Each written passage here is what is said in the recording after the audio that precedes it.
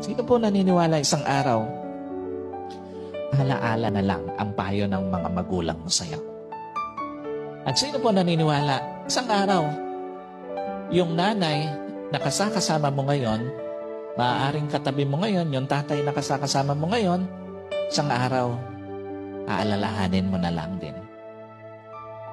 Hindi kayo forever na magkasama. Kaya nga, lahat ng magulang hanggat kasama pa yung anak, gagawin ng lahat.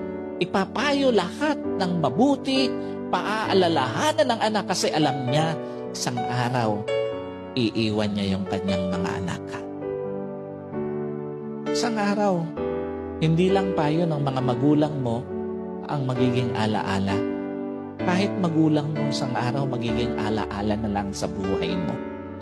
Kaya nga napakapalad mo kung may magulang ka pa ngayon na kasama, may magulang ka pa ngayon na nagpapayo sa'yo, may magulang ka pa na nagpapaalala sa'yo. Kasi one day, wala na yan sa tabi mo. Yung mga payo niya, alaala na lang din sa buhay mo.